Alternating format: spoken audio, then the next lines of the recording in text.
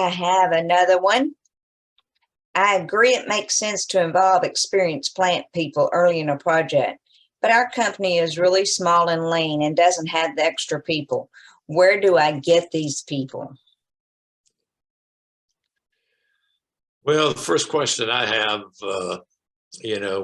when I hear that issue is, if you don't have the people, how are you going to start up and operate your plant? Okay. I mean, you're going to have to get the people to run the plant. So if you don't have them for design or to help out with design and construction, that just says you didn't start soon enough. But be that as it may, the first thing you need is a realistic, resource-loaded staffing plan for your project that includes project support, commissioning, and startup. And then you start looking at where can I get, what are my options on getting these folks?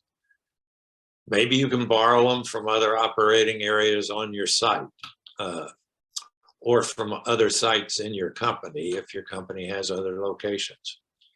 You may have to backfill those people, but it's worth it. If you can't borrow them from somewhere, then if your site has been around for a while, I would encourage you to check your retiree list.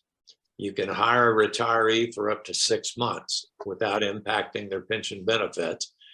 And when you have a retiree helping you, you're getting someone who already knows your company, knows the culture, knows how to get things done on the site. So I've used retirees on my projects very successfully. And then, if that doesn't get you where you need to be, you can always get contract help. Good quality, experienced contract help for just about any skill. You may not get the same long-term benefits that you get from training up your own personnel that are going to continue to stay and operate the plant. But, a lot of times you'll actually end up getting someone that has more project and startup experience than you can get from filling it internally. So the important thing there is make sure if you're bringing in contract help that you're going to a reputable contractor who you can be sure will give you qualified people. So don't get stuck with a body shop. And then secondly, make sure they're accountable to you, not the EPC contractor. So, in trying to find those people, you need to be creative, exhaust all the possibilities, but it's important to do that. There's just not much of anything that's more important than getting adequate, experienced plant resources involved in the project early. We talk a lot more about this in our process plant startup seminar, and I show the attendees the kind of staffing levels that helped my project succeed, and I show them what those people were doing at each stage of the project. Well, I have a comment for you. I agree with getting plant personnel involved with design. Sadly, owners and management want too many cost cuts before and during construction.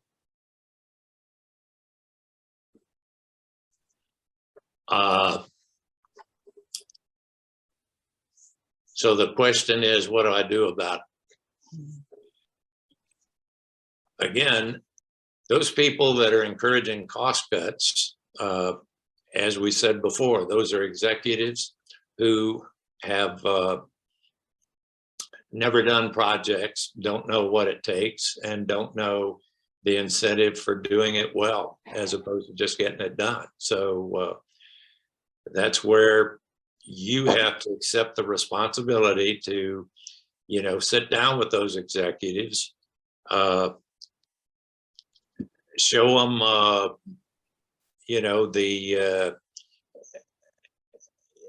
this is where having your own resource loaded staffing plan that shows what it's going to take to meet the project objectives and what those folks are going to be doing during each phase of the project.